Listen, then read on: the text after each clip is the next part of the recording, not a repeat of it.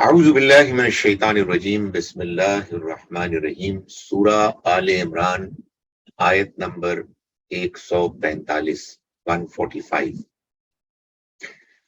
وما کان لنفس ان تموت، کسی انسان کے لیے یہ ممکن نہیں ہے کہ اسے موت آئے، الا باذن اللہ، سوائے اللہ کی مرضی، اس کے اذن کے، کتابم معجلہ، ایک مقرر وقت نوشتے کے مطابق،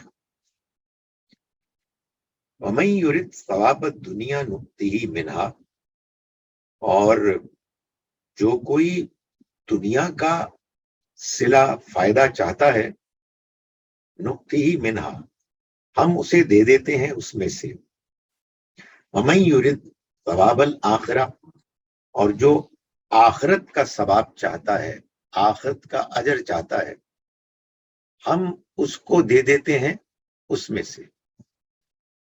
اور فرمایا کہ وَسَنَجْزِي الشَّاکِرِین، ہم یقیناً شکر گزاروں کو بدلہ دیں گے، پورا پورا ان کو ان کا اجر دیں گے۔ یہ سورہ آل عمران کی آیت ہے 145۔ اس آیت کے سیاق سباق میں غزوہ احد ہے، اور غزوہ احد میں ہم جانتے ہیں کہ مسلمانوں کو سیٹ بیک ہوا، اور اس کے نتیجے میں یہ ہوا کہ بہت سی ایسی کمزوریاں سامنے آئیں کہ جن کو کہ پھر درست کرنا، ان کی اصلاح کرنا اللہ تعالیٰ کے ہاں ضروری ٹھہرا۔ چنانچہ اللہ تعالیٰ یہاں بھی یہ وضاحت فرما رہے ہیں کہ یہ جو احد کے میدان میں مسلمانوں کو وقتی طور پر پریشانی ہوئی اور شکست کا سامنا کرنا پڑا، اور ان کی کچھ کمزوریاں سامنے آئیں، اس کی وجہ یہ تھی کہ ان کے کچھ ایسے گمان تھے، ایسے خیالات تھے اللہ کے دین کے بارے میں، اللہ کے رسول صلی اللہ علیہ وسلم کے بارے میں، کہ جس کی وجہ سے وہ جو ایک اعتماد ہوتا ہے، جو ایک سنسیریٹی اور ڈیووشن کے ساتھ اللہ کے راستے میں لڑنا ہوتا ہے، وہ نہ ہو پایا۔ خاص طور پر دو چیزیں تھیں کہ جو پرابلم کریٹ کر رہی تھی۔ ایک یہ کہ ان کو شاید یہ خیال تھا کہ انسان کی موت کا وقت ایسا نہیں ہے کہ مقرر ہے، یہ تو آپ کی تدبیر ہے کہ جس سے آپ یا اپنی موت کو ڈیلے کر سکتے ہیں، یا آپ اپنی بے تدبیری سے موت کو پہلے لا سکتے ہیں۔ اس پر اللہ تعالیٰ نے یہ واضح تبصرہ فرما دیا کہ ایسا نہیں ہے، ہر انسان کی موت کا وقت مقرر ہے، اور وہ اللہ کے اذن سے آتی ہے، اور وہ ایک کتاب میں، اللہ کے ریکارڈ میں، اس کے علم فیصلے میں پہلے سے مقرر اور طے شدہ ہے۔ تو جب یہ بات یوں ہے تو پھر اگر اللہ نے حکم دیا ہے کہ بھائی اس کے راستے میں لڑو، تو اس کے بعد یہ سوچنا کہ ہم لڑیں گے تو ہمیں موت آ جائے گی، اس کا مطلب یہ کہ یہ بات واضح نہیں ہے کہ موت اصل میں اللہ کے حکم سے آتی ہے، اور اللہ کے اس موت کے حکم کو کہ جو اس نے طے کیا ہوا ہے کوئی ٹال نہیں سکتا۔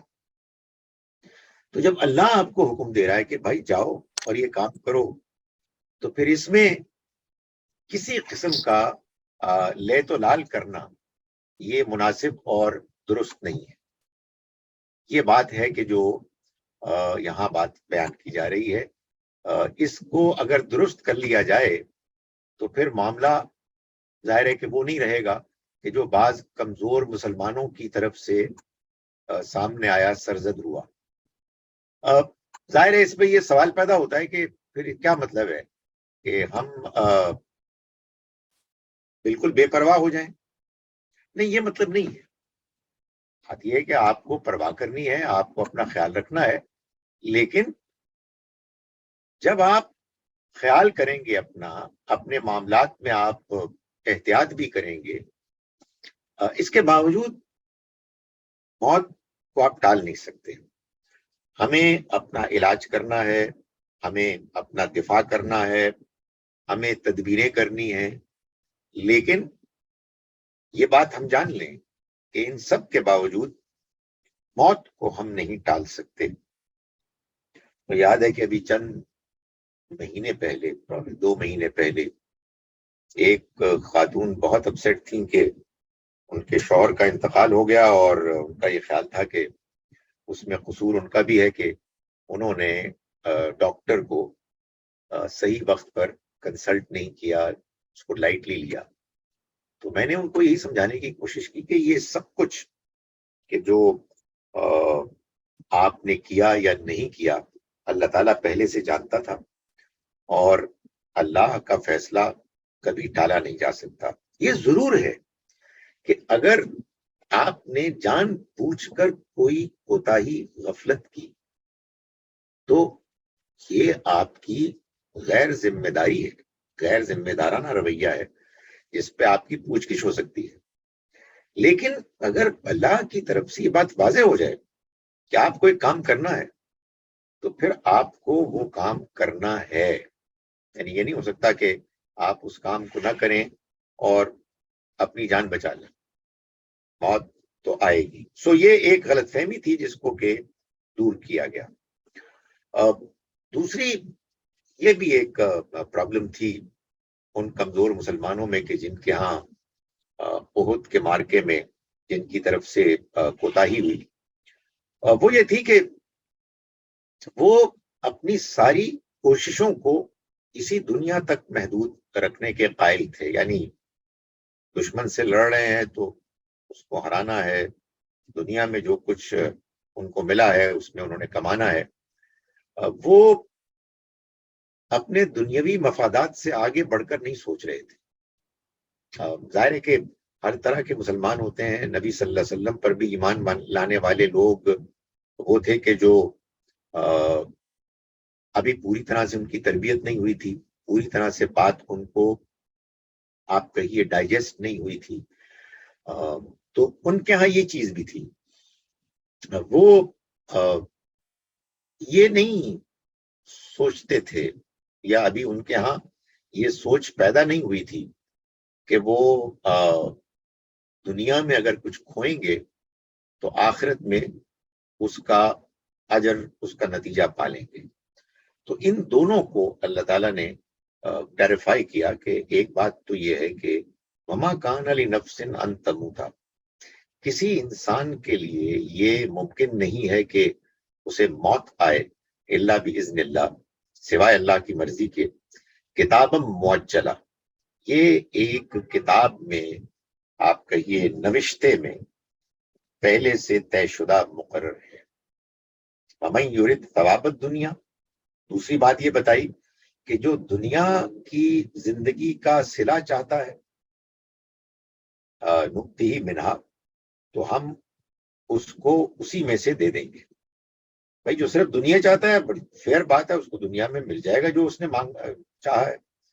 ومن یرد ثواب الآخرہ، اور جو آخرت کا صلہ چاہے گا، نقطی منہا، ہم اس کو وہاں سے دیں گے. وسنجزی الشاکرین، اور ہم شکر گزاروں کو لازماً جزا عطا فرمائیں گے. یہ طے کر لیں کہ انہیں کیا چاہیے، اس کے مطابق اپنا لائے عمل اختیار کریں. یہ غزوہ احد کے اس سیٹ بیک کے پس منظر میں ایک رہنمائی ہے آیت نمبر 145 میں. اب میں اس دوسرے مقام پر جا رہا ہوں کہ جہاں سے اب ہمیں باقی کا جو سورہ آل عمران کا سبق ہے وہ پڑھنا ہے، اور وہ ہے آیت نمبر 165، 165۔ وہاں سے ہم کو باقی کا حصہ پڑھنا ہے۔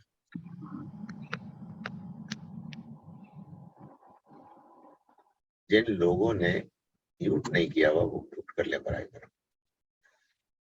فرمایا اولما اصابتکم مصیبت قد اصبتم مثلیہا، یہ مسلمانوں کو خطاب کیا جا رہا ہے، اور خاص طور پر وہی کمزور مسلمانوں کو۔ اور یہ بتاؤ کہ جب ایک مصیبت تمہیں پہنچی، اصابتکم مصیبت قد اصبتم مثلیہا، جبکہ تم اس سے دگنی مصیبت انہیں پہنچا چکے، یعنی اس سے پہلے تم نے اس سے دگنی تکلیف انہیں پہنچائی، قلتم تو تم نے کہا انا ھذا، یہ کہاں سے آ گئی، قل ہوا من عند انفسکم، آپ کہہ دیجئے کہ یہ خود تمہارے اپنے اندر کی ہے، یعنی یہ تمہارے کیے کی ہے، یہ تمہارے اپنے کرتوتوں کی ہے، تمہاری لائی ہوئی مصیبت ہے، یہ ان کو آپ کہہ دیجئے۔ ان اللہ علی کل شیء قدیر، اللہ ہر چیز پر قدرت رکھنے والا ہے۔ یہ بھی اصل میں ایک غلط فہمی تھی جو ان مسلمانوں کے اندر تھی کہ جو کمزور تھے۔ کمزور مسلمان کون ہوتا ہے؟ کمزور مسلمان وہ ہوتا ہے جس نے دین کو صحیح طرح سے سمجھا نہیں۔ کیوں نہیں سمجھا؟ دلچسپی نہیں لی، اپنے معاملات میں پھنسے رہے، اور قرآن مجید کو جس طرح سے پڑھنے کا حق ہے اس طرح سے نہیں پڑھا، تو اس کا نتیجہ تو یہ لازماً نکلے گا کہ جب دنیا میں مشکلات مسائل آئیں گے تو آپ اس کو صحیح طرح سے فیس نہیں کر پائیں گے۔ ایک یہ بھی کمزور مسلمانوں میں خیال تھا کہ بھائی ہم اللہ کے پیغمبر کے ماننے والے ہیں، اللہ کے پیغمبر کو تو اللہ تعالیٰ کی حفاظت حاصل ہوتی ہے، یہ کیسے ہوتا ہے، یہ کیسے ہوا کہ ہم اللہ کے پیغمبر کے ساتھی ہیں اور ادھر دشمن نے ہم کو تکلیف میں مبتلا کر دیا، ہمیں دیکھا جائے تو ایک پہلو سے شکست دی، یہ کہاں سے آ گئی؟ تو فرمایا کہ کیا ایسا نہیں ہوا کہ تم کو جب پہنچی ایک مصیبت، جبکہ تم نے پہنچائی اس جیسی مصیبت دگنی ان کو، پھر تم نے کہا یہ کہاں سے آ گئی؟ اے پیغمبر ان کو بتا دیجئے یہ خود تمہارے اندر کی ہے، تمہاری لائی ہوئی ہے، یعنی مطلب یہ ہے کہ یہ تمہاری وہ ترتیبی ہے، ڈسپلن کی خلاف ورزی ہے، تم نے جو حکم تمہیں ملا تھا اس کا خیال نہیں رکھا، تو یہ تمہارے ساتھ ہوا، یہ تمہاری اپنی لائی ہوئی مشکل ہے۔ اللہ کے پیغمبر کا ساتھی ہونے کا مطلب یہ نہیں ہے کہ تم پر تمہاری غلطیوں کا نتیجہ تمہارے سامنے نہیں آئے گا۔ ابھی ہم آگے چل کے دیکھیں گے کہ اللہ تعالیٰ اس کی مزید وضاحت فرماتے ہیں کہ اللہ تعالیٰ اپنے پیغمبر اور ان کے ساتھیوں کو بھی اس سارے عمل میں، اس سارے پروسیس میں آزما رہے ہو۔ فرمایا ان اللہ علی کل شیء قدیر، اللہ ہر چیز پر قدرت رکھنے والا ہے۔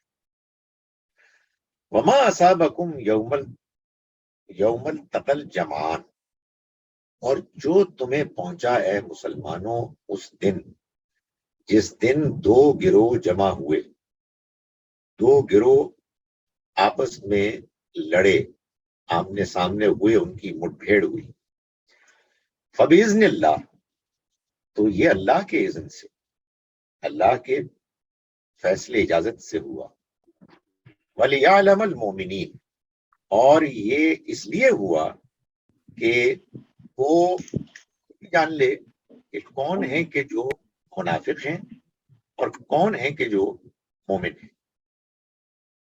یہاں صرف یہ بتایا گیا، لکھنے میں یہ آیا ٹیکسٹ میں وَلِيَعْلَمَنَّ الْمُؤْمِنِينَ، کہ تاکہ وہ جان لے کہ کون ہے کہ جو سچے مومن ہیں، لیکن ظاہر ہے کہ اس میں یہ چیز شامل ہے کہ یہ بھی جاننا مقصود تھا کہ کون کمزور لوگ ہیں۔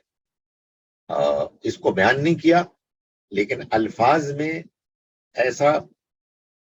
ایسی گنجائش رکھی، الفاظ کا ایسا انتخاب کیا کہ وہ امکان بھی موجود تھا۔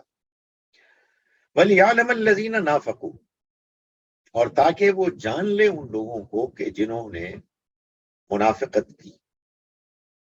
یعنی منافقت کی سے مطلب یہ ہے کہ وہ منافقت کے ساتھ ہی اسلام میں داخل ہوئے۔ دیکھیں، انسان کمزور تو ہو سکتا ہے، لیکن کمزور ہونا ایک بات ہے اور منافق ہونا ایک دوسری بات ہے۔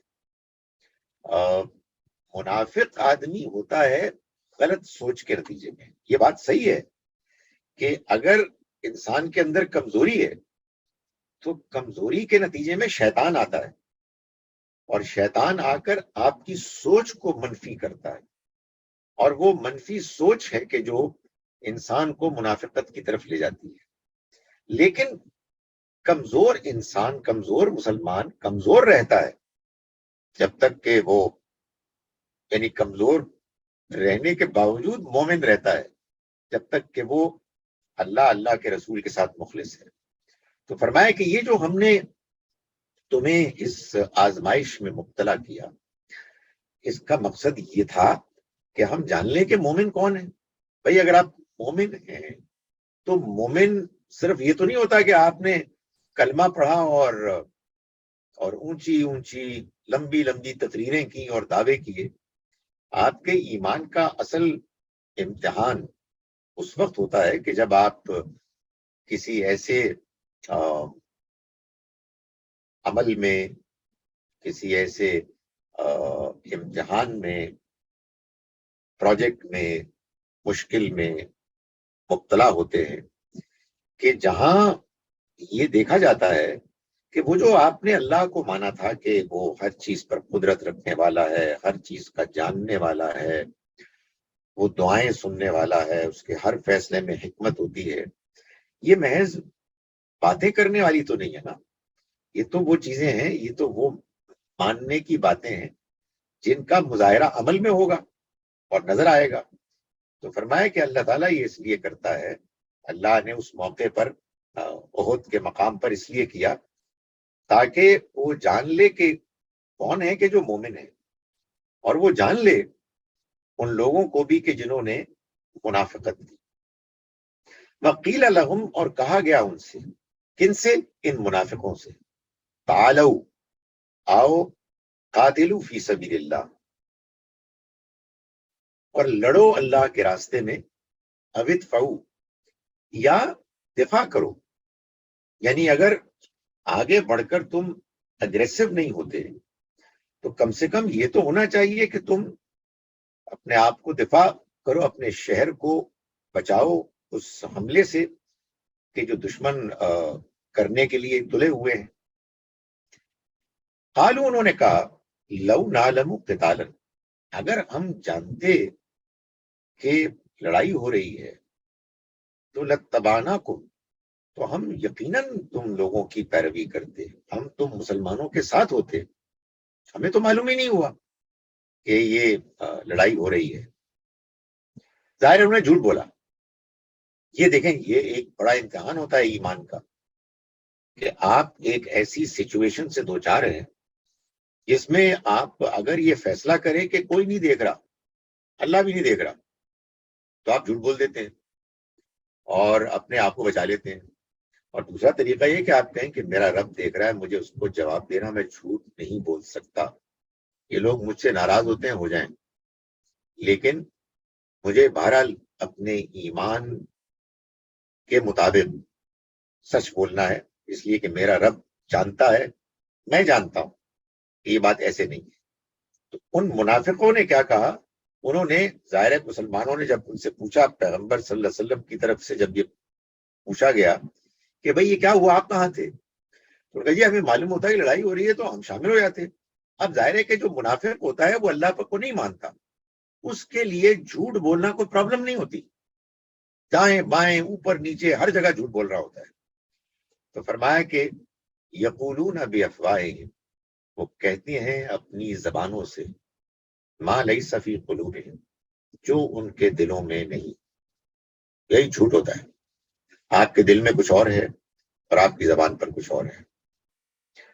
فرمایا کہ نہیں معاف کیجیے گا، ایک میں بڑا اہم ٹکڑا چھوڑ گیا درمیان میں. فرمایا ہم للکفر یومئذ اقرب منہم للایمان.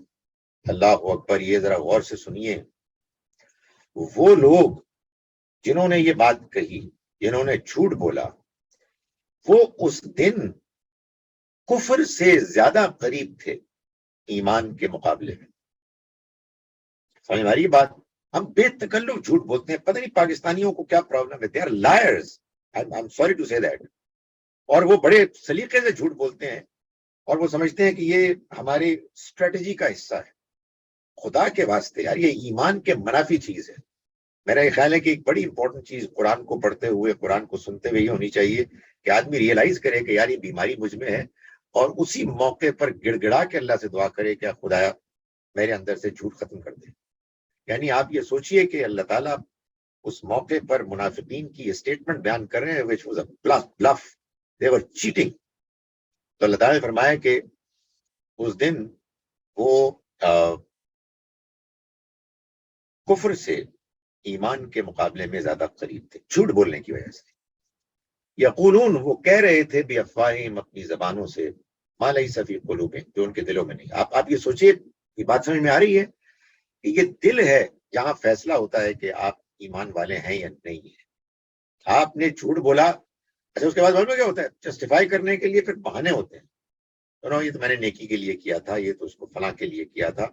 اور اندر ہی خدا تعالیٰ پر ایمان آہستہ آہستہ انسان کیا ختم ہو جاتا ہے. اللہ پر ایمان کا مطلب یہ نہیں ہوتا کہ آپ نماز نہیں پڑھتے یا آپ اس طرح کی باتیں نہیں کرتے کہ ہاں جی اللہ بہت بڑا ہے، اللہ کا بڑا شکر ہے. آہستہ آہستہ احساس خدا کی موجودگی کا وہ ختم ہو جاتا ہے. پھر آدمی کہتا ہے یار نماز پڑھتا ہوں، نماز میں کچھ ملتا نہیں. ملے گا کیسے؟ نماز میں ملے گا جب آپ کا رب آپ کے دل میں ہوگا. تو فرمایا کہ واللہ عالم بما یکتمون، یہ بڑی امپورٹنٹ بات ہے. اللہ جانتا ہے جو کچھ وہ چھپا رہے تھے. سو ان کا جو چھپانا ہے وہ سب سے چھپا سکتے ہیں، رب سے نہیں چھپا سکتے. الذین قالوا، یہ وہ لوگ ہیں جنہوں نے کہا لاخوانہم، اپنے بھائیوں سے، یعنی وہ منافقین سے، وقعدوا، اور پیچھے بیٹھے رہے، لو اطاعونا ما قتلوا، اگر یہ لوگ بھی ہماری بات مان لیتے تو یہ بھی نہ مارے جاتے. یعنی ایک جھوٹ، پھر اس کو جسٹیفائی کرنا اور اس کو صحیح اور اصل پالیسی قرار دینا. لوگوں کو انہوں نے کہا کہ اگر یہ مسلمان ہماری بات مان لیتے تو ان کے ساتھ یہ نہ ہوتا، مارے گئے بیچارے. کتنے افسوس کی بات ہے، ہماری اسٹریٹجی اڈاپٹ کرتے تو یہ نقصان نہ ہوتا. فرمایا کہ قل فدروا عن انفسکم الموت، ان سے کہو کہ پھر دور کرو اپنے اوپر سے موت کو، ان کنتم صادقین، اگر تم واقعی سچے ہو. یعنی اگر یہ تمہاری بات صحیح ہے کہ تمہاری اسٹریٹجی کو اڈاپٹ کرنے کے نتیجے میں وہ اپنے آپ کو موت سے بچا سکتے تھے جو اللہ کی راہ میں مارے گئے، تو تم ایسا کرو کہ تمہاری جب موت آئے نا تو وہ ٹال دینا. کہنے کا مقصد یہ کہ موت تو سب کو آنی ہے، تم کو بھی آنی ہے، چاہے میدان جنگ میں آئے اور چاہے اپنے بستر پہ آئے، کہیں بھی آئے، وہ تو آ کے رہے گی. تو ذرا تم ٹال کر دیکھو، موت کو اپنے سے دور کر کے دیکھو اگر تم واقعی سچے ہو. اس کے بعد فرمایا، ظاہر ہے کہ یہ جو بات ہے یہ منافقین نے کہی اور ان کے پیچھے یہودی تھے، اور مقصد تھا مسلمانوں کا حوصلہ پست کرنا، ان کے موریل کو کمزور کرنا.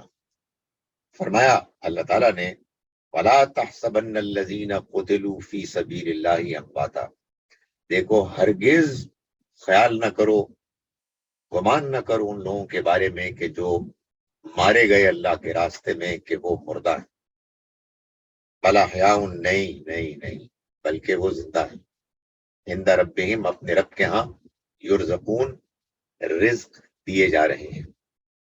سورہ بقرہ جو سورہ آل عمران کی جوڑا سورہ ہے، اس میں بھی یہی بات بیان کی گئی ہے کہ مت کہو ان لوگوں کے بارے میں کہ جو اللہ کے راستے میں مارے گئے، وَلَا تَقُولُوا لِمَن يُقْتَلُ فِي سَبِيلِ اللَّهِ أَمْوَاتٌ، کہ وہ مردہ ہیں، بل احیاء، نہیں وہ بلکہ زندہ ہیں، وَلَٰكِن لَا تَشْعُرُونَ، مگر تمہیں اس کا شعور نہیں ہے۔ یہ میں اس لیے بتا رہا ہوں کہ قرآن مجید کی صورتیں جوڑا جوڑا ہوتی ہیں، اور جوڑا ہونے کے کئی پہلو ہوتے ہیں۔ کوئی پہلو سمجھ میں آ جائے تو اللہ کا شکر کرنا چاہیے، اور اللہ کی کتاب سے تعلق میں اور مزید اضافہ ہونا چاہیے۔ تو فرمایا کہ وہ مردہ نہیں ہے، زندہ ہے، اپنے رب کے ہاں رزق پا رہے ہیں، فرحینا، خوش ہو رہے ہیں وہ، بما آتاہم اللہ من فضلہ، اس پر کہ جو اللہ نے ان کو دیا اپنے فضل سے، وَيَسْتَبْشِرُونَ، اور اس بات پر بھی خوشی منا رہے ہیں، بالذین، ان لوگوں کے لیے کہ جو لم یلحقوا بہم، ابھی ان سے نہیں ملے، من خلفہم، جو ان کے پیچھے ہیں، یعنی احد میں صحابہ اکرام حمزہ رضی اللہ عنہ اور شہید ہو گئے 70، اللہ کے ہاں وہ رزق پا رہے ہیں۔ آپ سوچئے کہ اللہ تعالیٰ یہ لائیو ہمیں بتا رہا ہے کہ یہ ان کے ساتھ ہو رہا ہے، اور صرف یہی نہیں ہے کہ وہ رزق پا رہے ہیں، بلکہ وہ اس بات پر بھی خوشی اور مسرت کا اظہار کر رہے ہیں کہ ان کے پیچھے جو ان کے ساتھی رہتے ہیں، جو ابھی زندہ ہیں، وہ بھی ان کے ساتھ شامل ہوں گے۔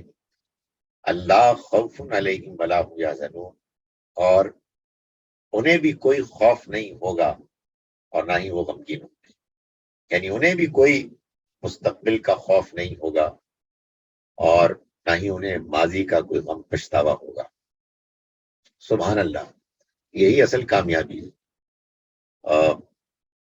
اس دنیا میں انسان بہت تھوڑے عرصے کے لیے آیا ہے، اس کے بعد، موت کے بعد جو زندگی آئے گی ہمیشہ کی، اس میں انسان کامیاب ہو جائے، یہ انسان کے لیے ظاہر سب سے بڑی کامیابی ہے، اور اگر اس کامیابی کا اعلان اللہ تعالیٰ کر دیں تو ظاہر ہے کہ اس سے بڑی کوئی اور خوش نصیبی نہیں ہو سکتی۔ اور یہ بتایا کہ ان کو جنت ملے گی، اور یہ جنت کیا جگہ ہے؟ یہاں نہ کوئی مستقبل کا اندیشہ خوف ہے، یہاں تو خوف ہی خوف ہے بھائی، موت آ جائے گی، پتہ نہیں کھانے پینے کو نہیں ملتا، کچھ کیا ہونے والا ہے، اور ماضی کے غم ہیں، رشتہ دار تھے، والدین تھے، نہ جانے کون تھے، چلے گئے، اور بہت سی نہ جانے کیا حرکتیں ہم نے کی۔ تو نہ جنت میں ماضی کا کوئی غم پچھتاوا ہوگا، نہ مستقبل کا کوئی خوف اندیشہ ہوگا۔ یہ اللہ تعالیٰ نے خوشخبری دی ان کو کہ جو ابھی فوت ہوئے ہیں، ابھی تو قیامت نہیں آئی ہے، تو یہ کیا معاملہ ہے؟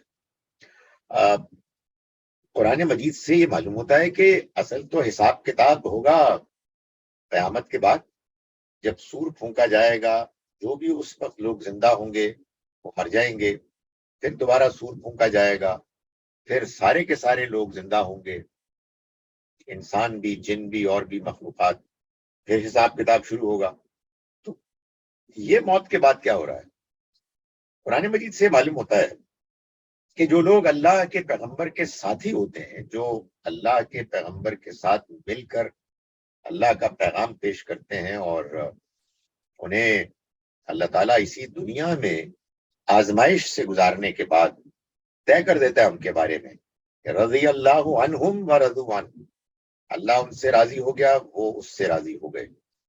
ان کے لیے آخرت کا انتظار نہیں کیا جائے گا، یعنی آخرت سے مراد قیامت کا انتظار نہیں کیا جائے گا، اور موت کے فوراً بعد ان کے لیے انعامات، اللہ کے انعامات کی بارش شروع ہو جائے گی۔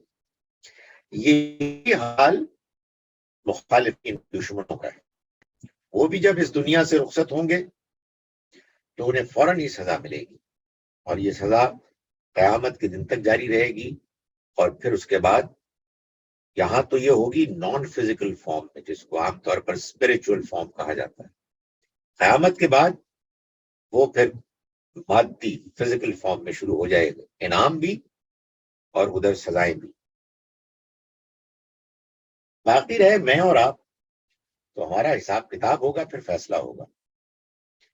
سوائے اس کے کہ ہو سکتا ہے کہ اللہ اپنی مہربانی سے بعض آؤٹ اسٹینڈنگ لوگوں کو، کہ جن کے لیے حساب کتاب کی ضرورت ہی نہیں، ان کا بھی یہ معاملہ کر دے.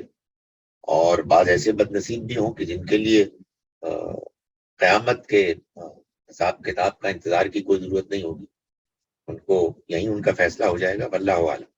لیکن یہ معاملہ ہے خاص طور پر صحابہ کرام کا. فرمایا کہ یستبشرون بنعمت من اللہ، یہ وہ لوگ ہیں کہ یہ خوشیاں منا رہے ہیں اللہ کی نعمتوں پر، اور فضل، اور اس کے فضل پر. یعنی ایک رحمت ہے، اور رحمت اور فضل اور مہربانیوں پر مزید اضافہ ہے. وان اللہ، اور اس بات پر خوشیاں منا رہے ہیں کہ اللہ لا یضیع اجر المؤمنین، اہل ایمان کے اجر کو ضائع نہیں کرے گا. یعنی یہ بات انہوں نے تو دیکھ لی، انہیں تو اس کا تجربہ ہو گیا، تو اس بات پر خوش ہو رہے ہیں. ظاہر ہے کہ ایک وعدہ ہے اور ایک وعدے کا پورا ہونا ہے، فرق تو ہوتا ہے اس میں. وعدے پر انسان کو اطمینان تو ہوتا ہے، کوئی شبہ نہیں، لیکن یہ کچھ اور ہی ہے. یہ تو پھر اس اطمینان سے زیادہ آپ کہیے کہ عین الیقین ہو گیا. فرمایا الذین استجابوا للہ والرسول، یہ کون لوگ ہیں جن کو یہ انعام ملے ہیں اور آگے چل کے اوروں کو بھی ملیں گے؟ یہ اللہ کے پیغمبر کے وہ ساتھی ہیں جن کے بارے میں فرمایا کہ یہ الذین استجابوا للہ والرسول، یہ وہ ہیں کہ جنہوں نے اللہ اور اس کے رسول کی بات مانی، یعنی ان کے حکم کو اس پر لبیک کہی. من بعد ما اصابہم القرح، اس کے بعد کہ ان کو چوٹ ہوئی، چوٹ پہنچی، یعنی تکلیف پہنچی، کچھ بظاہر ان کو شکست سی ہوئی، لیکن اس کے بعد انہوں نے اللہ اور اس کے رسول کی بات کو، ان کی پکار کو لبیک کہا، اس پر انہوں نے رسپونڈ کیا. یہ تاریخ کے واقعات سے معلوم ہوتا ہے کہ ایسا ہوا کہ جب کفار جنگ کے ختم ہونے کے بعد اور مسلمانوں کو نقصان پہنچانے کے بعد جب وہ مکے کی طرف لوٹ رہے تھے، تو کچھ دیر آگے جانے کے بعد ابو سفیان اور اس کے ساتھیوں کو یہ خیال ہوا کہ یہ ہم نے کیا کیا، ہمیں تو یہ بڑا اچھا موقع ملا تھا کہ ہم اس وقت آئے تھے، ہم نے مسلمانوں کو بہت نقصان پہنچایا، ان کا خاتمہ کر دیتے. یہ ہم نے کیا حماقت کی کہ اب لوٹ کے چلے آئے. تو وہ دوبارہ انہوں نے فیصلہ کیا کہ ہم ایک اور حملہ کریں گے فیصلہ کو، اور شاید خبر انہوں نے پہنچا بھی دی منافقین کے ذریعے سے، پہلے سے کچھ لوگوں کو بھیج دیا. ظاہر ہے اس طرح سے سوشل میڈیا تو نہیں تھا کہ جس میں آج خبریں سچ جھوٹ زیادہ سچ کا پھیل جاتی ہیں، لیکن بہرحال ان کے بھی طریقے تھے کہ بات آگے پہنچا دی جائے. تو جب یہ بات نبی صلی اللہ علیہ وسلم کے علم میں آئی کہ اس بات کا امکان ہے کہ وہ دوبارہ آ رہے ہیں اور حملہ آور ہونے کی تیاری کر رہے ہیں، تو آپ نے اہل ایمان سے اپیل کی کہ وہ دوبارہ تیار ہوں لڑنے کے لیے. اور اس مرتبہ یہ بات واضح کر دی گئی کہ وہی لوگ شامل ہوں گے کہ جو پہلے لڑے اور بہادری کے ساتھ لڑے. جو بھاگ کے چلے گئے ان کو یہ موقع نہیں ملے گا کہ وہ اس وقت اپنی صفائی پیش کرنے کے لیے کچھ انگلی کٹا کر شہیدوں میں اپنا نام لکھوائیں، انہیں یہ موقع نہیں ملے گا۔ تو فرمایا یہ وہ لوگ ہیں، یہ خوشخبری ان کو دی جا رہی ہے کہ جنہوں نے اللہ اور رسول کی بات مانی اس کے بعد کہ ان کو تکلیف پہنچی۔ للذین احسنوا منہم، ان لوگوں کے لیے کہ جنہوں نے بہترین رویہ اختیار کیا ان میں سے، واتقوا، اور پرہیزگاری کی، حدود آشنائی کی، تقوی اختیار کیا، اجر عظیم، ان کے لیے بڑا اجر۔ یعنی جو اس طرح کے ٹینس سچویشن میں، غیر معمولی صورتحال میں آگے بڑھ کر اللہ اور اللہ کے رسول کے ساتھ وفاداری کا وہ اظہار کرتے ہیں اور اس کا ثبوت پیش کرتے ہیں، ان کے لیے عظیم اجر ہے۔ الذین قال لهم الناس، یہ وہ لوگ ہیں، اور دیکھیں یہ میں نے پہلے بھی گزارش کی کہ سورہ آل عمران کا یہ دوسرا حصہ غزوہ احد کو پس منظر میں رکھ کر اصل میں تبصرہ کر رہا ہے، تاکہ یہ بات معلوم ہو کہ اس ان واقعات پر اللہ تعالیٰ کے کیا کمنٹس ہیں، اور جو کمزور تھے ان کے کمزوری پر اللہ نے کیا ارشادات فرمائے، اور جنہوں نے بہترین رویہ اختیار کیا ان کو اللہ تعالیٰ کیسے انکریج کر رہا ہے۔ تو فرمایا کہ الذین قال لهم الناس، یہ وہ لوگ ہیں کہ جن کو جب لوگوں نے کہا ان الناس قد جمعوا لکم فاخشوہم، دیکھو لوگ سے مراد وہ کفار، ابو سفیان اور اس کے ساتھی، قد جمعوا لکم، وہ جمع ہو گئے تمہارے لیے، یعنی دوبارہ حملہ آور ہو رہے ہیں، اور یہ ڈرا رہے تھے یہ لوگ منافقین اور ان کے ساتھی جو کمزور مسلمان تھے۔ فخشوہم، تو تم ڈرو ان سے، فزادہم ایمانا، تو ان کے ایمان میں اضافہ ہو۔ وقالوا، اور انہوں نے کہا، حسبنا اللہ، کافی ہے ہمارے لیے اللہ، ونعم الوکیل، اور وہ بہترین ہمارا وکیل ہے، کارساز ہے، وہی ہے جو ہمارے کام پورے کرتا ہے، ہم پر مہربانیاں کرتا ہے، ہم اسی کے بھروسے پہ یہ سب کچھ کر رہے ہیں۔ یہ قرآن مجید سے معلوم ہوتا ہے کہ انسان اگر اپنی زندگی ایمان کی روشنی میں گزارے، پاک صاف رہے، سچ بولے، حق کا ساتھ دے، کوئی دو نمبری نہ کرے، اور جب غلطی ہو اپنی اصلاح کر لے، قرآن مجید سے یہ معلوم ہوتا ہے کہ خاص ان مشکل نازک موقعوں پر جبکہ ایک عام انسان کمزوری دکھاتا ہے، پھسل جاتا ہے، اللہ تعالیٰ اپنی خاص عنایت سے ایسے لوگوں کو حوصلہ دیتے ہیں اور وہ ڈٹ جاتے ہیں، ان کا وہ ایمان اور ایمان کے ساتھ کمٹمنٹ ان کو یہ توفیق دیتے ہیں کہ وہ بجائے اس کے کہ ڈریں، ان کے ایمان میں اضافہ ہوتا ہے، اور وہ کہتے ہیں کہ ہمارے لیے کافی ہے اللہ، اور ہم نے اس پر بھروسہ کیا، وہی ہمارے کام ٹھیک کرے گا۔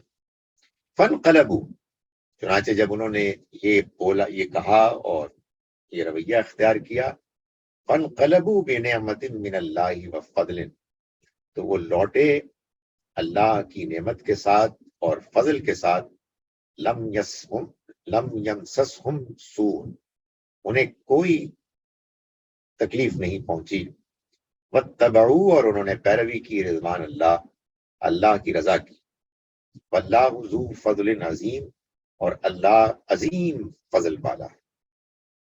انما ذالکم الشیطان یخوف اولیاء، دیکھو اے مسلمانوں، یہ تو شیطان تھا کہ جو یہ تو شیطان ہے جو ڈرا رہا ہے تم کو اپنے ساتھیوں سے، ایسے موقع پر کہ جب آپ حق کا ساتھ دے رہے ہیں تو ڈرانے والے لوگ شیطان ہیں، یعنی وہ آپ کو کہہ رہے ہیں کہ آپ صحیح بات نہ بولیں، آپ سچ کا ساتھ نہ دیں، آپ آگے بڑھ کر حق کی خاطر کوشش نہ کریں، تو یہ ڈرانے والے لوگ جو ہیں یہ اصل میں شیطان ہیں یا شیطان کے ایجنٹس ہیں۔ فلا تخافوہم، تو ان سے مت ڈرو، وخافونی، اور مجھے سے ڈرو، ان کنتم مومنین، اگر تم واقعی مومن ہو۔ فرمایا کہ وَلَا يَحْزُنْكَ الَّذِينَ يُسَارِعُونَ فِي الْكُفْرِ، دیکھو تمہیں غمگین نہ کرے اے پیغمبر ان لوگوں کی سرگرمیاں جو تیزی دکھا رہے ہیں کفر میں، ایسی حرکتیں کر رہے ہیں کہ جو ایمان کے منافی ہیں اور کفر کی طرف لے جانے والی۔ آپ ان سے غمگین نہ ہوں، انہم لن یضروا اللہ شیئا، وہ اللہ کا کچھ بھی بگاڑ نہیں سکتے۔ یرید اللہ، اللہ چاہتا ہے، اللہ یجعل لہم حظا فی الآخرہ، اللہ چاہتا ہے کہ ان کا آخرت میں کوئی حصہ نہ ہو۔ بڑی بدنصیبی کی بات ہے، یہ دنیا اللہ نے بنائی ہے اس لیے کہ لوگ آخرت میں کامیابی کو حاصل کریں، لیکن بعض لوگ وہ ہیں کہ جو اپنی حرکتوں، اپنے کرتوتوں سے اپنی آخرت کے تمام امکانات کو ختم کرنے کے درپے ہوتے ہیں۔ اللہ تعالیٰ نے یہاں یہ جو فرمایا کہ اللہ چاہتا ہے، یہ اصل میں اس کے اس قانون کا بیان ہے، اس کی اس پالیسی کا بیان ہے کہ جس میں اگر کوئی شخص گمراہی کو پسند کرتا ہے تو پھر وہ اس کو گمراہی اختیار کرنے کے لیے چھوڑ دیتا ہے، اور وہ گمراہی میں جب اتنا آگے بڑھ جاتا ہے کہ اللہ کی طرف سے ہدایت اور صحیح راستے کو اختیار کرنے کے امکانات پانے کے باوجود وہ اس کو اختیار نہیں کرتا، تو اللہ کی طرف سے پھر یہ فیصلہ ہو جاتا ہے کہ اب یہ ہدایت نہیں پائیں گے۔ فرمایا کہ اللہ چاہتا ہے کہ ان کا آخرت میں کوئی حصہ نہ ہو، اور ان کے لیے وَلَهُمْ عَذَابٌ عَظِيمٌ، ان کے لیے ایک عظیم بڑا عذاب ہے۔ ان الذین اشتروا الکفر بالایمان لن یضروا اللہ شیئا، وہ لوگ کہ جنہوں نے خرید لیا کفر کو ایمان کے بدلے، وہ اللہ کا کچھ بھی نہیں بگاڑ سکتے۔ یہ قرآن مجید بار بار کہتا ہے کہ اس دنیا میں اصل میں آپ سودا کرنے آئے ہیں، ہم سب سوداگر ہیں، ہمارے پاس ایک مال ہے، سودا ہے ایمان کا، اور ایک ہے کفر کا، ہدایت کا، گمراہی کا۔ اگر ہم ہدایت پانا چاہتے ہیں، اگر ہم ایمان کا راستہ اختیار کرنا چاہتے ہیں، تو پھر ہمیں گمراہی اور کفر کے راستے کو چھوڑنا ہو، اس کو خریدنے کے لیے اس کو بیچنا ہو۔ اور اگر ہم کفر چاہتے ہیں، گمراہی چاہتے ہیں، محض دنیا چاہتے ہیں، تو اس کا مطلب یہ ہوگا کہ ہم نے ایمان اور ہدایت کے راستے کو بیچ دیا، یعنی نظر انداز کر دیا۔ چوائس نہیں ہے ہمارے پاس، کوئی تیسری چوائس نہیں ہے، یا ایمان لانا ہوگا، ہدایت پانی ہوگی تو کفر اور گمراہی کو چھوڑنا ہوگا، یا پھر ایمان اور ہدایت کو چھوڑ کر کفر کو اختیار کرنا ہوگا۔ تو فرمایا کہ وہ لوگ کہ جنہوں نے کفر کو اختیار کیا، ترجیح دی، خرید لیا ایمان کے بدلے میں، وہ اللہ کا کچھ نہیں بگاڑ سکتے۔ وَلَهُمْ عَذَابٌ عَلِيمٌ، اور ان کے لیے ایک دردناک عذاب ہو۔ وَلَا يَحْسَبَنَّ الَّذِينَ كَفَرُوا، اور ہرگز گمان نہ کریں وہ لوگ کہ جنہوں نے کفر کیا، أَنَّمَا نُمْلِي لَهُمْ خَيْرٌ لِأَنفُسِهِمْ، کہ جو ہم انہیں ڈھیل دے رہے ہیں یہ ان کے لیے اچھا ہے۔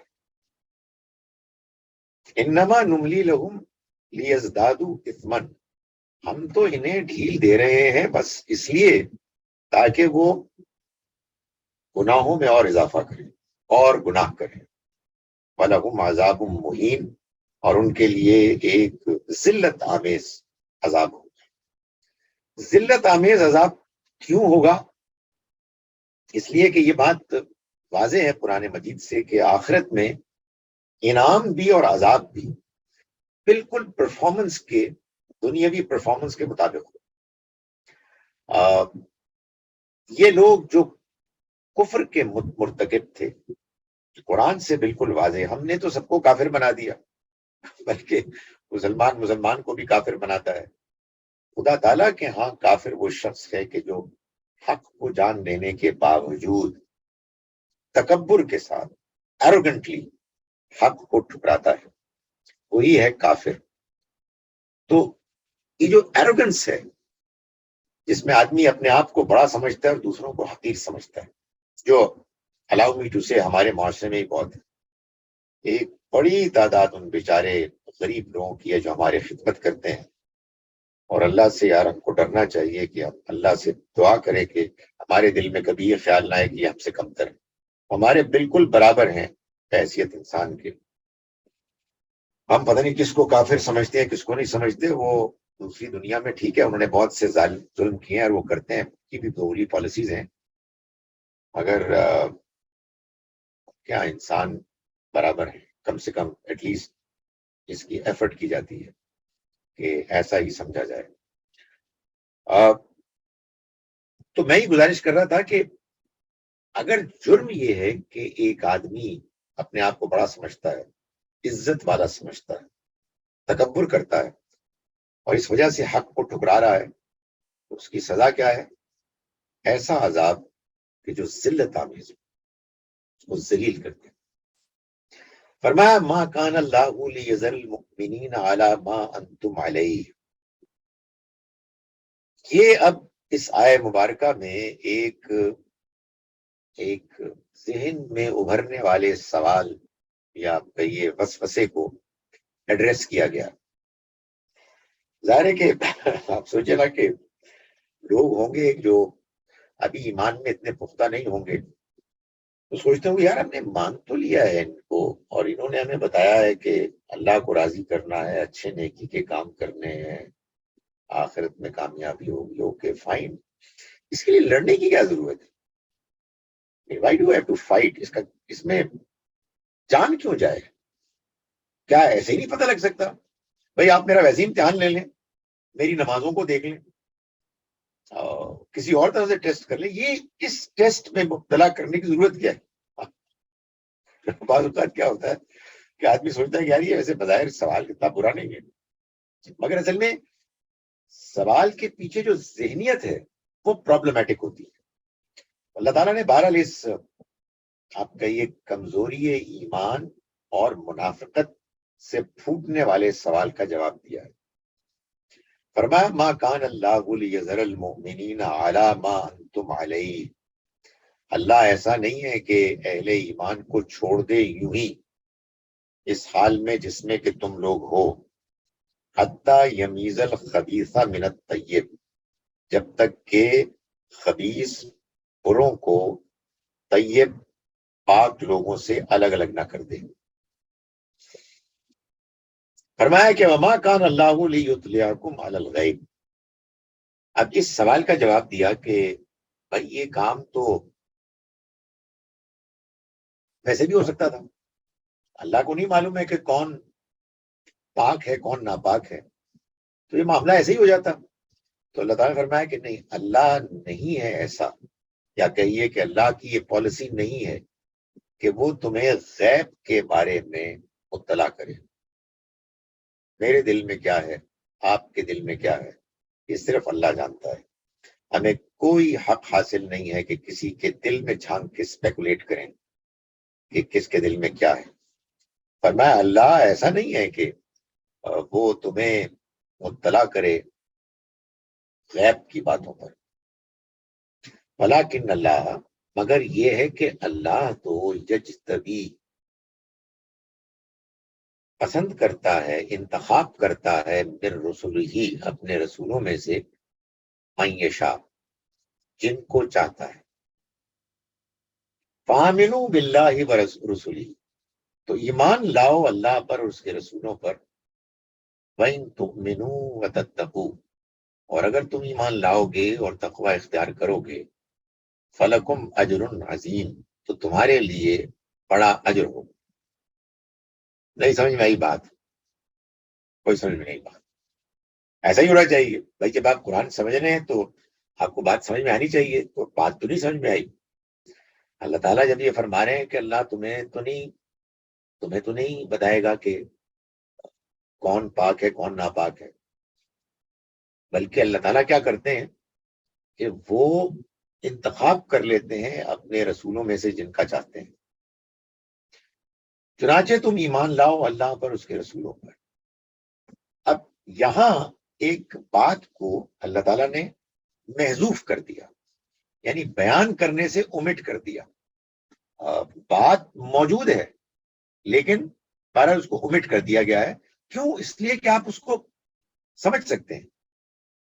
اگر وہ جو مسنگ بات ہے اس کو ہم شامل کر لیں تو بات کچھ یوں ہوگی کہ اللہ انتخاب کر لیتا ہے اپنے رسولوں میں سے جن کا چاہتا ہے، پھر ان کو ان کی کوشش میں جو وہ اللہ کا پیغام پیش کرتے ہیں ایسی آزمائشوں میں مبتلا کرتا ہے کہ برے اور اچھے، پاک اور ناپاک ایک دوسرے سے الگ ہو جاتے ہیں. تو یہ جو تم بدر، احد، خندق اور دوسری جنگوں میں مبتلا کیے گئے ہو، یہ کچھ بھی نہیں ہے سوائے اس کے کہ یہ معلوم ہو جائے کہ کون کھوٹا ہے کون کھرا ہے، کون پاک ہے کون ناپاک ہے. اور یہ جب اللہ کے رسول آ جاتے ہیں تو ایسا ہونا لازم ہے، کیونکہ جب اللہ نے یہ فیصلہ کیا کہ اس کا عذاب کا فیصلہ نافذ ہوگا اس کے پیغمبر کے ساتھیوں کے ذریعے سے، ان کی تلواروں کے ذریعے سے، تو پہلے یہ طے ہونا ضروری ہے کہ کون اس کے ساتھی ہیں، کون پاک ہے اور کون اس کے مخالف ہیں، کون ناپاک ہے. یہ وہاں بھی فیصلہ ہو رہا ہے کہ لوگ انکار کر رہے ہیں، اور اندر جو شامل ہو گئے ہیں ان میں بھی فیصلہ ہو رہا ہے کہ کون ہے کہ جو واقعی ایمان لانے والے ہیں اور کون ہے کہ جو کھوٹے ہیں. فرمایا فآمنوا باللہ ورسولہ، تو ایمان لاؤ اللہ پر اور اس کے رسولوں پر. وَإِن تُؤْمِنُوا وَتَتَّقُوا، اور اگر تم ایمان لائے اور تم نے تقوی اختیار کیا، فَلَكُمْ أَجْرٌ عَظِيمٌ، تمہارے لیے عظیم اجر ہوگا. اقول قولی ھذا واستغفر اللہ لی ولکم.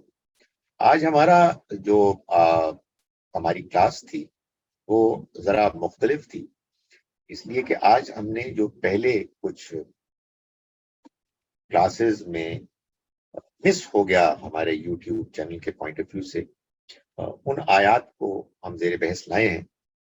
ایک آیت تو میں نے بیان نہیں کی تھی پہلے، آیت نمبر 145 سورہ آل عمران کی، اس کا میں ترجمہ کر رہا ہوں. پھر آگے آیت نمبر 165 سے 179 تک. اعوذ باللہ من الشیطان الرجیم، بسم اللہ الرحمن الرحیم. وما کان لنفس، اور نہیں ہے کسی انسان کے لیے ممکن، ان تموتا، کہ اسے موت آئے، الا باذن اللہ، سوائے اللہ کی مرضی کے، کتابا معجلہ، یہ لکھا ہوا ہے مقررہ وقت کے لیے. ومن یرد ثواب الدنیا، اور جو دنیا کی زندگی چاہتے ہیں، نؤتیہ منہا، ہم دے دیں گے ان کو اسی میں. ومن یرد ثواب الآخرہ، اور جو آخرت کا اجر چاہتے ہیں، نؤتیہ منہا، ہم دے دیں گے ان کو اس میں سے. وسنجزی الشاکرین، اور ہم شکر گزاروں کو لازماً عطا فرمائیں گے. اس کے بعد ہم نے آیت نمبر 165 سے شروع کیا.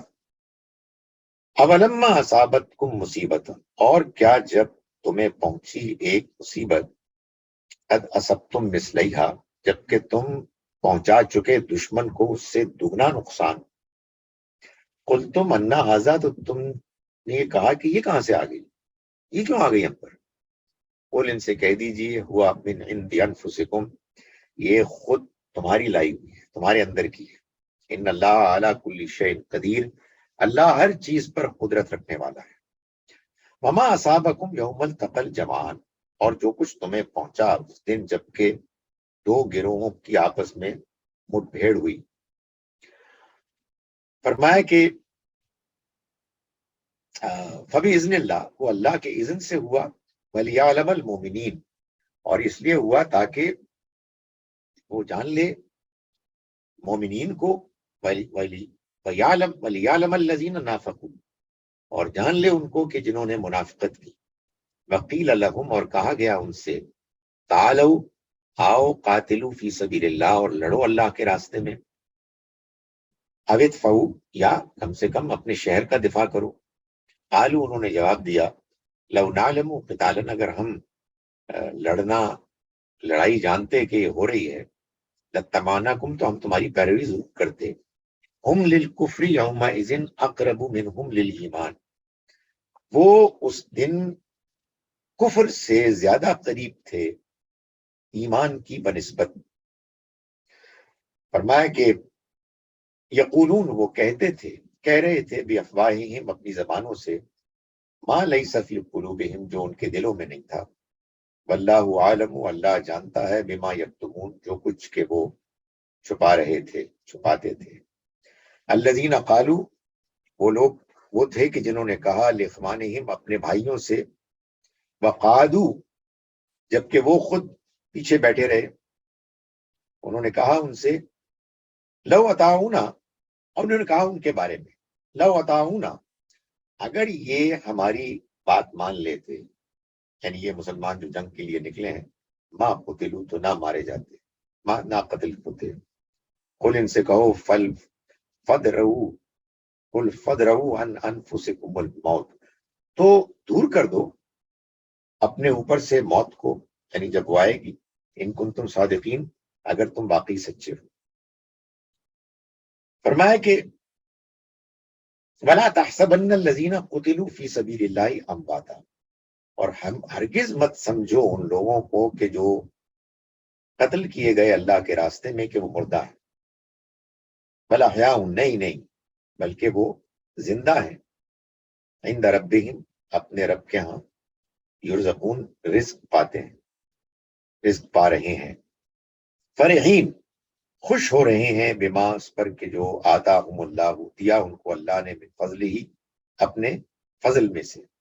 ویستبشرون، اور خوشخبری منا رہے ہیں، بالذین، ان لوگوں کے بارے میں، لم یلحقوا بہم، جو نہیں ملے ان سے ابھی، من خلفہم، ان کے پیچھے. اللہ خوف علیہم، کہ نہیں ہوگا ان کو کوئی خوف، ولا هم یحزنون، اور نہ ہی وہ غمگین ہوں گے. یستبشرون بنعمت من اللہ، خوشیاں منا رہے ہیں وہ اللہ کی نعمت پر، فضل، اور اس کے فضل پر. وان اللہ، اور اس بات پر کہ اللہ لا یضیع اجر المومنین، مومنین کے اجر کو ضائع نہیں کرتا. الذین استجابوا لربہم، یہ وہ لوگ ہیں کہ جنہوں نے اپنے رب کے حکم کو، اپنے رب کے دعوت کو لبیک کہا، اور رسول، اور رسول کی دعوت کو، رسول کے پکارنے کو. من بعد ما اصابہم القرح، اس کے بعد کہ ان کو چوٹ، تکلیف لگی، چوٹ پہنچی. للذین احسنوا، ان لوگوں میں سے جنہوں نے بہترین رویہ اختیار کیا، منہم، ان میں سے، واتقوا، اور تقوی اختیار کیا، ان کے لیے اجر عظیم، بڑا اجر ہے. الذین قال لهم الناس، یہ وہ لوگ ہیں کہ جن سے جب لوگوں نے کہا، ان الناس قد جمعوا لکم، لوگ تمہارے لیے جمع ہو گئے ہیں تمہارے خلاف. فخشوہم، تو تم ڈرو ان سے. فزادہم، تو اضافہ کیا اس نے ان میں، ایمان کا. فقالوا، اور انہوں نے کہا، حسبنا اللہ، کافی ہے ہمارے لیے اللہ، ونعم الوکیل، اور وہ بہترین کارساز ہے، بہترین وہ ہستی ہے جس پہ کہ بھروسہ کیا جائے.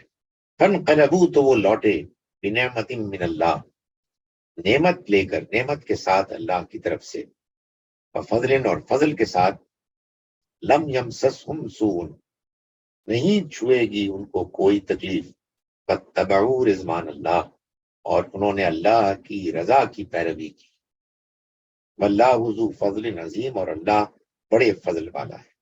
انما ذالکم الشیطان، یہ تو شیطان ہے، یخوف اولیاء، جو اپنے ساتھیوں کو ڈراتا ہے. فلا تخافوہم، تو مت تم ڈرو ان سے، وخافونی، بلکہ ڈرو مجھ سے، ان کنتم مومنین، اگر تم واقعی مومن ہو. ولا يحزنک الذین یسارعون فی الکفر، اور مت تمہیں غمگین کرے اے پیغمبر وہ لوگ کہ جو کفر میں تیزی دکھا رہے ہیں.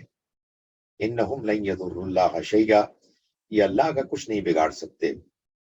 یرید اللہ، اللہ چاہتا ہے، اللہ یجعل لہم حظا فی الآخرہ، کہ اللہ ان کے لیے آخرت میں کوئی حصہ نہ رکھے، وَلَهُمْ عَذَابٌ عَظِيمٌ، اور ان کے لیے ایک بڑا عذاب ہے۔ ان الذین اشتروا الکفر، بے شک وہ لوگ کہ جنہوں نے کفر کو ترجیح دی، خریدا، بالایمان، ایمان کو چھوڑ کر، لن یضر اللہ شیئا، وہ اللہ کا کچھ نہیں بگاڑ سکتے، وَلَهُمْ عَذَابٌ علیم، ان کے لیے ایک دردناک عذاب ہوگا، وَلَا يَحْسَبَنَّ الَّذِينَ كَفَرُوا، اور نہ گمان کریں وہ لوگ کہ جنہوں نے کفر کیا، انما نملی لہم خیر لانفسہم، کہ جو ہم ڈھیل دے رہے ہیں ان کو یہ ان کے لیے بہتر ہے، انما نملی لہم لیزدادوا اثما، ہم ان کو جو ڈھیل دے رہے ہیں وہ اس لیے تاکہ اضافہ ہو ان کے گناہوں میں، وَلَهُمْ عَذَابٌ مُهِینٌ، اور ان کے لیے ایک ذلت آمیز عذاب ہوگا۔ ما کان اللہ لیذر المؤمنین، اور اللہ ایسا نہیں ہے کہ وہ اہل ایمان کو یوں ہی چھوڑ دے، علی ما انتم علیہ، ایسے جیسے کہ تم ہو ابھی جس کیفیت میں، حتی یمیز الخبیث من الطیب، یہاں تک کہ وہ خبیث اور طیب کو الگ الگ نہ کر دے، وما کان اللہ لیطلعکم علی الغیب، اور اللہ ایسا نہیں ہے کہ تمہیں غیب کی اطلاع دے، غیب پر مطلع کرے، ولیکن اللہ یجتبی من رسلہ من یشاء، مگر اللہ انتخاب کرتا ہے اپنے رسولوں میں جن کا چاہتا ہے، فآمنوا باللہ ورسولہ، تو ایمان لاؤ اللہ پر، اس کے رسولوں پر۔ اب اس میں وہ چیز شامل ہے، انتخاب کرتا ہے اپنے رسولوں کا، پھر وہ برپا ہوتی ہے جنگ، جس میں کہ وہ اس کے نتیجے میں، اس کشمکش کے نتیجے میں وہ یہ فیصلہ کرتا ہے کہ کون ہے کہ جو پاک ہیں، کون ناپاک ہیں۔ فآمنوا باللہ ورسولہ، تو ایمان لاؤ اللہ پر، اس کے رسولوں پر، وَإِن تُؤْمِنُوا وَتَتَّقُوا، اور اگر تم ایمان لائے اور تم نے تقوی اختیار کیا، فَلَكُمْ أَجْرٌ عَظِيمٌ، تو تمہارے لیے عظیم اجر ہوگا۔ اقول قولی ھذا واستغفر اللہ۔ جی جناب شبنم صاحب، آپ سوال کیجئے اپنے آپ کو انمیوٹ کر کے۔ جی السلام علیکم سر۔ جی سر، بہت چھوٹا سا کوشچن ہے سر۔ آیت 172 میں آپ نے بتایا جو اللہ تعالیٰ نے فرمایا کہ تمہیں تکلیف پہنچی، اور غالباً منافق جو بھی کفار تھے، ابو سفیان لوگ، اور انہوں نے پلان کیا کہ ہم دوبارہ حملہ کرتے ہیں، اور انہوں نے غالباً یہ خبر ان تک پہنچائی مسلمانوں تک۔ تو سر کیا اگر وہ بےخبری میں حملہ کرتے تو ایک تو ان کے لیے زیادہ بہتر ہوتا، تو دوسرے بہرحال میں دوسرے یہ کہ وہ اور یہ خبر تو اللہ تعالیٰ نبی صلی اللہ علیہ وسلم کو وحی کے ذریعے بھی دے سکتا ہے، تو سر مجھے یہ ایسے کنفیوژن سی لگتی ہے، کائنڈلی بتائیں۔ دیکھیں جو آیت میں بیان ہوا ہے اصل چیز تو وہ ہے، اس کے علاوہ ظاہر ہے کہ جو کچھ بیان ہوا اس کے پیچھے ایک بیک گراؤنڈ ہے، ایک سٹوری ہے، اس کو جس طرح سے بھی بہتر سے بہتر طریقے سے آپ فل ان کر سکتے ہیں وہ ہمیں کرنی چاہیے۔ مجھے آپ کی بات سمجھ میں آتی ہے، بالکل یہ ہو سکتا ہے کہ اللہ تعالیٰ نے اطلاع کر دی ہو، اور یہ بات بھی آپ کی قابل غور ہے کہ آخر کفار کیوں بتائیں گے، اور یہ بات بھی ذرا سمجھنی مشکل ہے۔ حقیقت یہ ہے کہ جب میں اس پہ غور کر رہا تھا اور میں اس کو پڑھ رہا تھا، تب بھی یہ سوال پیدا ہوا کہ آخر کفار کیسے اطلاع کریں گے اور انہیں کیا مصیبت پڑی ہے۔ تو میرا خیال ہے کہ جو آپ نے بات کہی ہے وہ بڑی قابل غور بات ہے، اور یہ بالکل ممکن ہے کہ بجائے اس کے کہ کفار کی جانب سے یہ بات پہنچی ہو، یہ نبی صلی اللہ علیہ وسلم کو اللہ کی طرف سے وحی کے ذریعے سے بتا دی گئی ہو۔ میں آپ کے اس کمنٹ کو سمجھتا ہوں کہ اس میں بہت وزن۔ کوئی اور سوال نہیں ہے جناب؟ جی کریے سر میں پھر جی سر سر لاسٹ کلاس ہوئی تھی نا، اس میں کنفیوژن رہ گئی تھی سر. وہ جو حلال حرام جانوروں کا ہم بات کر رہے تھے کہ ہماری فطرت میں موجود ہیں کچھ چیزیں، تو سر جی ہاں بس صرف یہ پوچھنا چاہ رہی تھی کہ یہ جو فطرت میں موجود ہیں چیزیں کہ ہم انہیں ناپسند کرتے ہیں کھانا، تو سر کیا یہ بس انڈرسٹوڈ ہے یا یہ ہمیں سنت سے کہیں سے اس کی خبر ملتی ہے؟ کیونکہ قرآن میں ڈائریکٹلی تو یہ مینشن نہیں. Thank you sir. دیکھیے، یہ انسان کی فطرت میں ہے. اس کا مطلب یہ ہے کہ انسان اس انڈرسٹینڈنگ، اس ٹیسٹ کو لے کر آیا ہے، اور انسان بالعموم بہت بڑی تعداد میں ایسا ہی کرتے ہیں. کہیں آپ کو اس سے انحراف معلوم ہو تو اس کے پیچھے کوئی نہ کوئی وجہ ہوتی ہے، وہ وجہ ڈھونڈنی چاہیے. لیکن جو چیز انسانی فطرت ہے اس کو انسان اپنی طبیعت میں اور خارج میں اپنے معاشرے میں دیکھتا ہے کہ اس کی مثالیں سامنے موجود ہیں. آپ دیکھیے، بڑی اچھی اس کی مثال یہ ہے کہ جب کرسچنز نے، مسیحیوں نے سینٹ پال کی زیر قیادت یہ بات طے کی کہ ہم نے موسیٰ علیہ السلام کا لایا ہوا قانون یعنی شریعت وہ ہم پر اپلائی نہیں ہوتی، تو اس کے بعد ایسا نہیں ہوا کہ مسیحیوں کے ہاں ان کے دسترخوان پر کتے، بلیاں اور یہ دوسرے درندے جانور یہ ان کی ڈشز بننے لگے. نہیں، اگر کوئی چیز آئی تو وہ سور کا گوشت ہے، کیونکہ وہاں کنفیوژن تھا جس کو اللہ کی شریعت نے واضح کر دیا. باقی جگہوں پر کنفیوژن نہیں تھا، اور بڑی کثیر تعداد میں انسانوں نے اپنے عمل سے یہ بات واضح کی، اس پر پریکٹس کر کے کہ یہ واقعی انسانی فطرت کا حصہ ہے، بغیر اس کے کہ ان کو رسولوں کی ہدایت پہنچی ہو، یا پہنچی بھی تو بہت انڈائریکٹ طریقے سے پہنچی. مکے والے بھی یہ نہیں کرتے تھے، انہوں نے بھی جہاں جہاں انحراف کیے وہ انہی جائز جانوروں کے معاملے میں غلط طریقے، غلط رویے اختیار کیے. تو یہ فطرت ایسے ہوتی ہے. اب ظاہر ہے کہ ایک سوال پیدا ہوتا ہے کہ اگر یہ انسانی فطرت ہے تو پھر یہ فطرت چینیوں میں کیوں نہیں ہے؟ وہ کیوں درندے کھا لیتے ہیں؟ اس کی الگ سے تحقیق ہونی چاہیے. ہم اگر چینیوں کو اللہ کا دین پیش کریں گے تو ظاہر ہے کہ ان کے اپنے اس معروف کو سامنے رکھتے ہوئے جس کو کہ ان کے معاشرے نے آج اختیار کیا ہوا ہے، ہم ان کو بات سمجھانے کی کوشش کریں گے اچھے انداز میں. لیکن حقیقت واقعہ یہ ہے کہ فطرت تو وہ پہلا دین ہے، دین کا وہ پہلا سبق ہے جو سب انسانوں کو یکساں طور پر ملا ہے.